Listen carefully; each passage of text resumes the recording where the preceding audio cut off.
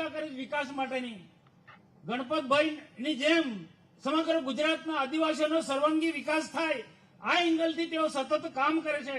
એવા ગુજરાતના આદિજાતિ કલ્યાણ મંત્રી આદરણીય શ્રી નરેશભાઈ પટેલ સાહેબ, નર્મદા જિલ્લા પંચાયતના પ્રમુખ ભીમસિંહભાઈ તડવીજી, નર્મદા જિલ્લા ભાજપના પ્રમુખ ભાઈ શ્રી નીલભાઈ રાવ, ત્રણે ત્રણ જિલ્લાના મહામંત્રીશ્રીઓ, માજી વનમંત્રી ભાઈ મોતીસિંહભાઈ વસાવા, શબ્દશરણભાઈ તડવી, જિલ્લા પંચાયતના માજી પ્રમુખો, આ બધા માજી છે એમને આપણે ફરી તાજા કરવાના છે.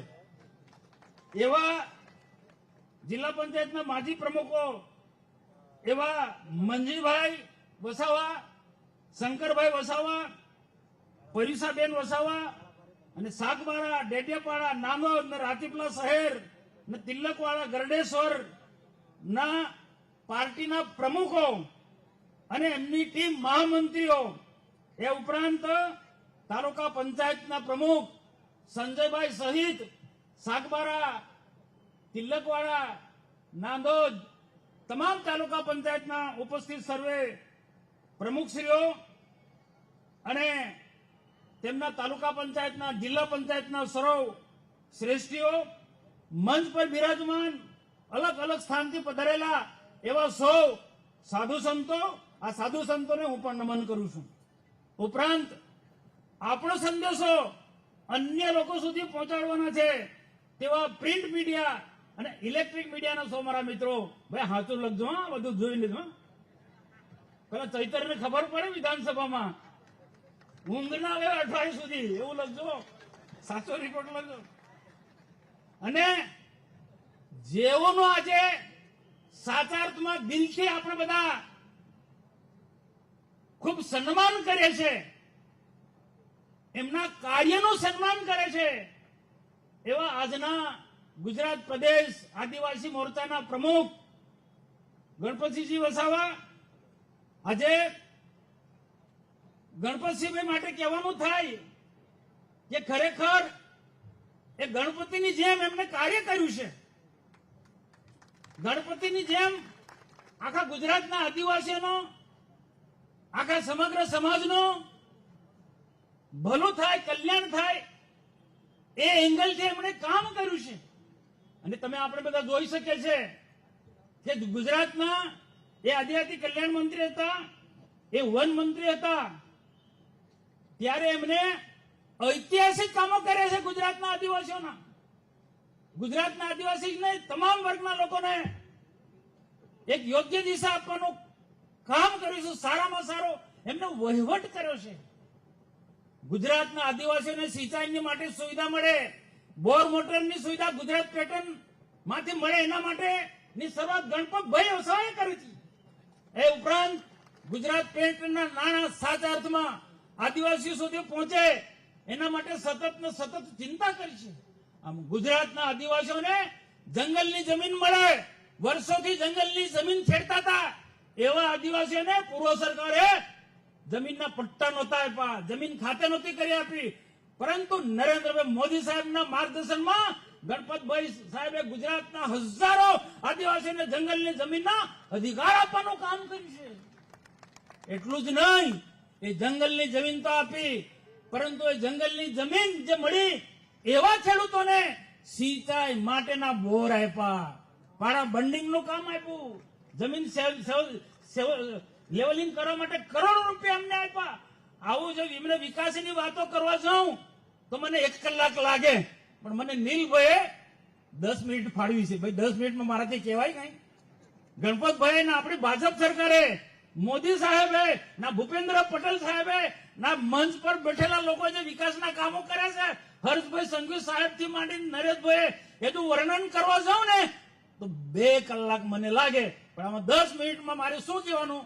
કારણ કે પાર્ટીની મર્યાદા છે. બીજા મહાનુભાવોને પણ આપણે સાંભળવાના છે, પણ ગણપતભાઈ માટે એટલું કહું કે સાચા અર્થમાં આદિવાસીનું ભલું થાય એવું તો કાર્ય કર્યું છે, પરંતુ દેવમોંગરા આદિવાસીનો આસ્થાનું કેન્દ્ર ફક્ત ગુજરાત નહીં, મહારાષ્ટ્ર, રાજસ્થાન, મધ્યપ્રદેશ આવા હજારો આદિવાસીના આસ્થાનું કેન્દ્ર દેવમંગરા માતાના એના વ્યવસ્થિત રીતના પ્લાનિંગ માટે, રોડ રસ્તા માટે, વ્યવસ્થિત દુકાનો માટે એને ટ્રાયબલ વિભાગમાંથી 20 કરોડ રૂપિયા એમના સમય દરમિયાન ફાળવ્યા. 20 કરોડ આ જેવી તેવી રકમ નથી. અને વર્તમાનની અંદર તાજેતરના પણ કેટલાક ત્યાંના ટ્રસ્ટીઓ અને એમના ભક્તોના સૂચનોથી હું જોડે હતો. અમે દર્શન કરવા ગયા માતાજીના, ત્યારે ગણપતભાઈ કીધું ચિંતા ના કરો, આ વખતના બજેટમાં પણ પૂરતા પૈસા ફાળવીશ. અને નરેશભાઈ અને હર્ષસંઘવી માટે કહેવું પડે કે જયારે ટ્રાયબલના બજેટની ચિંતા કરી ત્યાં આપણે બે ધડક કહી દો, આદિવાસીને જે પણ હેડીની અંદર પૈસા આપવા હોય તો આપો. આ બધાના લોકોના પ્રયત્નોથી દેવમંગરા માતાને આ વર્ષે પણ 20 કરોડ આપ્યા છે. આ લલવાઓને કહેજો કે હિસાબ માંગે છે ખર્ચ સરકાર પાસે. એવા લોકોને કહેવાનું આ દેવમંગરા માતાજી આદિવાસીની કુળદેવી છે. હજારો નહીં લાખો આદિવાસીના આસ્થાનું કેન્દ્ર છે. એના માટે મોદી સાહેબ આવ્યા, એની ટીકા ટિપ્પણી કરે. અલા હરામીઓ, તમને શરમ આવી જોઈએ, શરમ. પ્રશંસા તો નહીં કરો પણ ખોટું શું કામ બોલો છો? આવા ગણપતભાઈ વસાવા અને આપણી ભારતીય જનતા પાર્ટીની સરકારે એક ભગીરથ કાર્ય કર્યું છે, એક ઐતિહાસિક કાર્ય કર્યું છે. એ કોઈને ખબર છે? ભાઈ આપણે ભૂલી જઈએ છીએ. 1956 થી ખોટા આદિવાસીઓ જે આદિવાસી નહોતા એ ખોટા પ્રમાણપત્ર લઈને આદિવાસીના હક અને અધિકાર નોકરીમાં છીનવી લેતા હતા. ગુજરાતના ટ્રાયબલ સંગઠનો અમે બધાએ રજૂઆત કરી. ગણપતભાઈને ગાંધીનગરમાં આંદોલન ચાલતું હતું, મોટું સ્વરૂપ ધારણ કરે થઈ ગઈ સ્થિતિ. ગણપતભાઈને મેં વાત કરી, અમારી ટીમ ગઈ, ગણપતભાઈને વાત કરી. ગણપતભાઈ વિજયભાઈ રૂપાણીનું ધ્યાન દોર્યું અને એ વખતના આપણે વિજયભાઈ રૂપાણી સાહેબને નમન કરીએ. વિજયભાઈ અને જૈન લોકો છે ને ખરેખર આદિવાસીની ખૂબ ચિંતા કરે છે. આ જૈન પણ આદિવાસીની ખૂબ ચિંતા કરે છે, હરસંઘવી અને વિજય રૂપાણી પણ આદિવાસીની ખૂબ ચિંતા કરતા હતા. તો ગણપતભાઈની વાત માને અને ખોટા પ્રમાણપત્રોને રદ કરવા માટે શું કર્યું? વિધાનસભાની અંદર બિલ લાવ્યા, કાયદો બનાવ્યો અને નિયમો બનાવ્યા. આજે ગુજરાતમાંથી ખોટા જે પ્રમાણપત્ર લઈને આદિવાસીના હક સત્તા જમાવી બેઠા હતા એમને બહાર કાઢવાનું કામ કર્યું છે. આપણે ઈર્ષા નથી, એમને પણ યોગ્ય જગ્યા મળે, એમનું જ્યાં સ્થાન છે ઓબીસી હતા તો જે પણ જગ્યા હોય તે એમને લઈ જવા માટે પણ એમને પ્રયત્ન કર્યા. પણ આ જે કાર્ય દેશ અલગ થયો, રાજ્ય 1956 થી અલગ થયું, કોઈ કામ નથી કર્યું. મારે કોઈ સરકારનું નામ નથી લેવું પણ ગુજરાતની અંદર અનેક સરકારો આવી, અનેક આદિવાસી નેતાએ પણ આ કાર્ય કરવું જોઈએ તો નથી કર્યું. આ ગણપતભાઈએ કર્યું છે, ગણપતભાઈ વસાવાએ. કેટલાક લલવાઓ ગણપતભાઈની ટીકા ટિપ્પણી કરી, સોશિયલ મીડિયામાં ટીકા ટિપ્પણી કરે. આપણા મિત્રોને સૌને કહું છું, આનો જવાબ આપો ભાઈ. આદિવાસીઓના ઉદ્ધાર માટે ગણપતભાઈએ એક મસીહાની જેમ કાર્ય કર્યું છે. આ ગુજરાતની અંદર બીજા ખોટા ટપોરીઓ લલવા આદિવાસીના મસીહા પણ નીકળી પડ્યા છે, પણ હકીકતમાં આદિવાસીનું કામ કર્યું હોય તો ગણપતભાઈ વસાવા ના આપણા દેશના પ્રધાનમંત્રી નરેન્દ્રભાઈ મોદી સાહેબે. આજે નરેન્દ્રભાઈ મોદી સાહેબે શું કર્યું છે કોઈને ખબર છે? આજે બિરસા મુંડાને કોણ ઓળખતું હતું ભાઈ? બિરસા મુંડાને કોઈ નહોતું ઓળખતું. આ જો ભાઈ મારી ચિઠ્ઠી આવી છે બોલવાના ટાઈમે, હું કરવાનો હવે? બિરસા મુંડાને કોઈ નહોતું ઓળખતું પણ બિરસા મુંડાની ઓળખ આપી આખા દેશની અંદર તો આપણા નરેન્દ્રભાઈ મોદી સાહેબે. બિરસા મુંડાના નામે ગાંધીનગરમાં આપણી કચેરી બનાવી છે અને બિરસા મુંડાના નામે નર્મદા જિલ્લાને, ગુજરાતને બિરસા મુંડા ટ્રાયબલ યુનિવર્સિટી મોટી ભેટ આપી છે. આ જેવું તેવું કામ નથી. ભારતીય જનતા પાર્ટીના શાસનની અંદર નરેન્દ્રભાઈ મોદીએ આદિવાસીનું શિક્ષણનું સ્તર ઊંચું આવે, આદિવાસી દીકરા દીકરી સારું ભણે, એન્જિનિયર બને, ડોક્ટર બને, આઈએસ અધિકારી બને, આઈપીએસ અધિકારી બને, સારી જગ્યા પર સરકારી નોકરીમાં જાય આદિવાસી. એના માટે શિક્ષણનું સ્તર ઊંચું લાવવા માટે દીકરીઓ પણ ભણે, એના માટે શાળા પ્રવેશોત્સવ અને કન્યા કેળવણી મહોત્સવનો કાર્યક્રમ ચલાવ્યો છે. અને આજે સમગ્ર ગુજરાતમાં મને કહેવા માટે આજે આનંદ થાય, શિક્ષણના ક્ષેત્રે આજે ક્રાંતિ આવી છે, ક્રાંતિ. આજે તમે જુઓ, રિઝલ્ટ જોજો, 10મા ધોરણનું રિઝલ્ટ ટોપ 10 માં દીકરીઓ, 12મા ધોરણનું રિઝલ્ટ ટોપ 10 માં દીકરીઓ. એટલે સાચા અર્થમાં શિક્ષણના ક્ષેત્રે આદિવાસી હોય, ઓબીસી હોય, દરેક સમાજના લોકો યોગ્ય શિક્ષણ પ્રાપ્ત કરે ક્ષમતા પ્રમાણે એ પ્રકારનું ગુજરાતની અંદર એક નિર્માણ કર્યું છે, વાતાવરણનું નિર્માણ કર્યું છે. આજે ગુજરાતમાં તમે જુઓ, ઇન્ટેલ વિસ્તારોની અંદર પણ સારામાં સારી સ્કૂલો, જે શહેરી વિસ્તારની અંદર જે સ્કૂલો હોય એવા પ્રકારની પ્રાથમિક સ્કૂલો બને છે. અને પેલો ધારાસભ્ય ડફોડ, એને ખબર નથી, એને જોવું જોઈએ કે ભાઈ આ સ્કૂલો તમે જો, આ શિક્ષકોની ઘટ છે માનીએ છીએ, ઓરડાની ઘટ છે અમે માનીએ છીએ, સમયની સાથે બદલી થાય, પણ સતત એને દેખાતું જ નથી. આટલી સુંદર પ્રાથમિક શાળાઓ બની છે, હાઈસ્કૂલો બની છે, ઇન્ટેલ ગામોની અંદર, ડુમખામાં જો, માલસામટમાં, ફુલસરમાં જો, ઉંડાણ વિસ્તારની અંદર હાઈસ્કૂલો 12મા ધોરણ સુધી, આદર્શ નિવાસી શાળાઓ, એકલવ્ય મોડલ સ્કૂલો, આ ભારતીય જનતા પાર્ટીના શાસનની અંદર. અને ગણપતભાઈએ બીજું મોટું કામ કર્યું છે, મિલિટરી સ્કૂલ લઈ આવ્યા છે અહીંયા વાડીમાં. મિલિટરી સ્કૂલ આ જેવું તેવું કામ નથી, આ ભારતીય જનતા પાર્ટીના શાસનમાં થયું છે. ડેડિયાપાડામાં કોલેજ, સાગબારામાં કોલેજ, કૃષિ એન્જિનિયરિંગ કોલેજ ડેડિયાપાડામાં. અને બીજું તમને ખબર છે, આપણા ભૂપેન્દ્રભાઈ પટેલ ને નરેન્દ્રભાઈ મોદી સરકાર ને અહીંયા બેઠેલા છે મહાબનો પર્યંતોથી ડેડિયાપાડામાં કૃષિ એન્જિનિયરિંગ કોલેજની સાથે સાથે અદ્યતન પ્રકારની લાઇબ્રેરી બની છે, જે ગુજરાતમાં ક્યાંય ના હોય એવી લાઇબ્રેરી અહીંયા ડેડિયાપાડામાં આપણને ભેટ મળી છે. ટ્રાઇબલ યુનિવર્સિટી તો આપણને મળી છે, પરંતુ નર્મદા જિલ્લાને, આદિવાસી વિસ્તારને એન્જિનિયરિંગ કોલેજ મળી છે ભાજપ શાસનની અંદર, મેડિકલ કોલેજ આપણને મળી છે. આમ શૈક્ષણિક ક્ષેત્રે આપણે એટલું બધું કામ કર્યું છે, અને કેટલાક આંધળાઓને, આ ધૃતરાષ્ટ્રોને એ દેખાતું નથી કે ભાજપ સરકારની અંદર કેટલા બધા વિકાસના કામો થયા છે. તો અહીંયા મારે બહુ જાદુ કહેવાની ઈચ્છા હતી, પણ અહીંયા પ્રેમપત્ર આવી ગયો છે, સમય ઓછો છે, ટૂંકાવો. એટલે આવનારા સમયમાં બીજી ફરી વખત વાત કરીશ, પણ મારે આટલું ટૂંકમાં તો કેવું પડે. આ મહાનુભાવ પાસે એમના 5 મિનિટ હું લઈ લઉં છું. આ મહાનુભાવને છે ને 5 મિનિટ હું લઈ લઉં છું. પણ આપણે લોકોએ પણ જાગૃત થવું જોઈએ. ખોટી વાતો કરનારા લોકો, જુઠ્ઠી વાતો કરનારા લોકોને જડબા તોડ જવાબ આપવાનો છે. આપણે બેસી નથી રહ્યા જવાનો. નરેન્દ્રભાઈ મોદી સાહેબ હોય કે પછી કોઈ પણ મુખ્યમંત્રી કે કોઈ પણ મંત્રી કે ભાજપના નેતાઓએ જે ગુજરાતમાં વિકાસનો કામ કર્યો છે, ઇતિહાસમાં નોંધ લેવાય છે કે કોઈ કામ નથી કર્યું. ઘણા બધા કામો કર્યા. આ ડુંગર વિસ્તારની અંદર તમે જુઓ ભાઈ, જ્યાં લાઇટ નથી એવા વિસ્તારની જંગલની જમીન આપી, પણ સાથે સાથે સૂર્ય ઉર્જાથી લોકો ખેતી કરે છે. ઉનાળામાં હરિયાળી દેખાય છે, આપણને હરિયાળી દેખાય છે. અને ક્યાંક હજુ પણ આપણે એટલા બધા ઢગલા પણ બોર મોટર આ નરેશભાઈ ને ગણપતભાઈ આપ્યા છે આદિવાસી ગુજરાત પેટર્નમાંથી કે જમીનમાં હવે પાણી નથી. સાહેબ, જમીનમાં પેટર્નમાં પાણી નથી. આજે ઉનાળામાં બોર સુકાઈ જાય છે. તો એના માટે મેં છેલ્લા રાજ્ય સરકારમાંથી માંગણી કરું છું. મને આશ્વાસન આપ્યું છે મંચ પરના મહાનુભાવે, ને તમે સોશિયલ મીડિયામાં જોયો છો. આ લલવાને ખબર નથી કે ગંગાપુર ડેમની માંગણી હમણાં નથી કરતો. 15 વર્ષ રેકર પર બોલે છે, 15 વર્ષથી માંગણી કરું છું.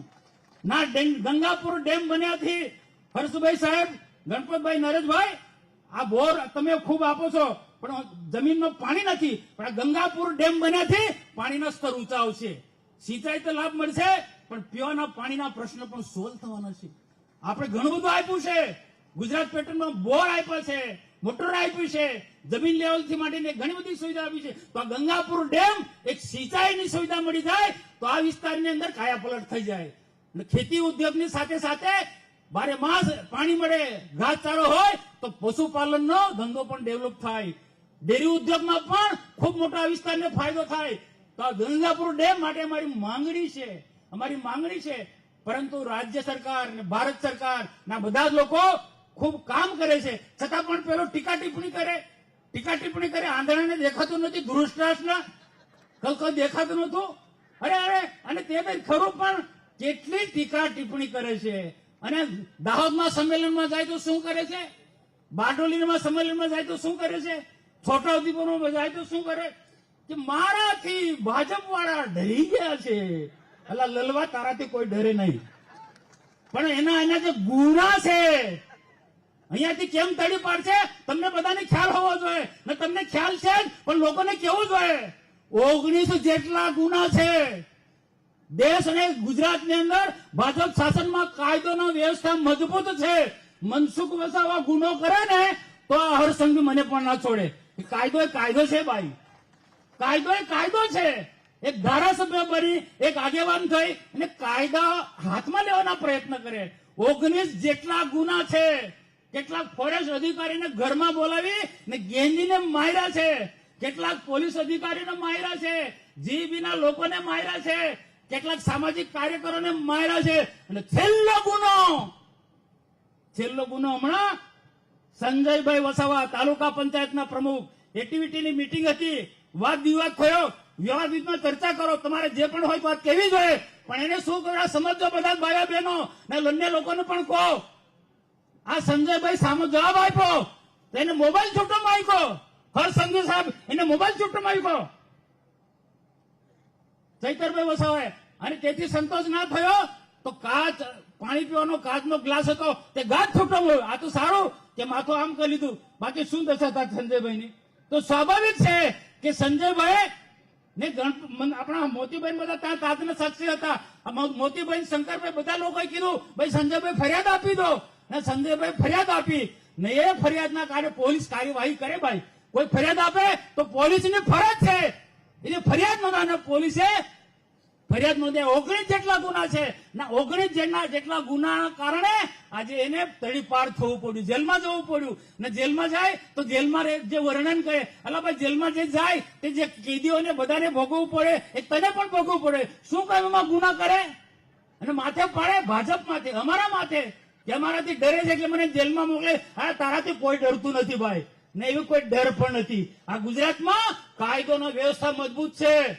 કોઈની દાદાગીરી નહીં ચાલે ભાઈ. ભાજપ વાળો દાદાગીરી કરતો હોય તો સરકાર તેને પણ નહીં છોડે, તેને પણ છોડે. આજે મારે એને એમ કેવું છે, આમ આદમી પાર્ટીના નેતાઓને એમ કેવું છે, છાસ વાળા લોકોને ગેરમાર્ગે દોરો. ભ્રષ્ટાચાર જાતે કરે, તપાસ માંગે અને તોડ કરો. ભ્રષ્ટાચાર કરો, તપાસ માંગવાની અને તોડ કરો. સમય પર લાખો રૂપિયાના ઉઘરાણી કરી છે એવા મારી પાસે ડેટા છે. ડેટા જરૂર જડે તો તે દિવસે હું જાહેરમાં આપવા તૈયાર છું. આજે ધારાસભ્ય તરીકે લોકોને શું કેવું જોઈએ? સારા સંસ્કારની વાતો કરવી જોઈએ, બહેનો પણ સંસ્કારની વાતો કરવી જોઈએ. પણ છોટાઉદેપુરમાં જાય, નેત્રંગમાં જાય તો શું કરે? આદિવાસીનું શું કે બધા આદિવાસીઓ બધી બહેનો મુઠ્ઠી વાળો, બધી બહેનો આદિવાસી બહેનો બધી મુઠ્ઠી વાળો. અને શું કે આ આદિવાસીને સંસ્કાર છે ભાઈ. આ સંતોને પૂછું, આ અબબ કરે એ સંસ્કારી માણસ છે? એને લુખ્ખો કહેવાય. અગાઉ પણ મેં કીધું ને આજે પણ કહું છું, જે અભાવો છે એ લુખ્ખો કહેવાય. ધારાસભ્યને શોભે ભાઈ, અરે યુવાનોને યોગ્ય દિશા આપ. જે અમારા હરસંઘવી સાહેબ યુવાનોને યોગ્ય દિશા આપે છે, પ્રશાંતભાઈ યુવાનોને યોગ્ય દિશા આપે છે, નરેશભાઈ અને ગણપતભાઈ વિકાસના કામો કરે છે. આદિવાસીનો સાચા અર્થમાં આદિવાસીનો વિકાસના માર્ગે લઈ જવાની વાત કરે, એવી વાત કરને ભાઈ. તો આવા લોકોને ઓળખવા પડે. નાવની આવનારી તાલુકા પંચાયત, જિલ્લા પંચાયતમાં એમને સુપડા સાફ કરી નાખવાનો છે. જો કેન્દ્રમાં ભાજપનું શાસન છે, કેન્દ્રમાં નરેન્દ્રભાઈ મોદીનું શાસન છે, ગુજરાતમાં ભૂપેન્દ્રભાઈ પટેલનું શાસન છે. અત્યાર સુધી તો ઘણા વિકાસના કામો કર્યા છે, પણ આના કરતા પણ હજુ વધારે વિકાસના કામો કરવાના છે.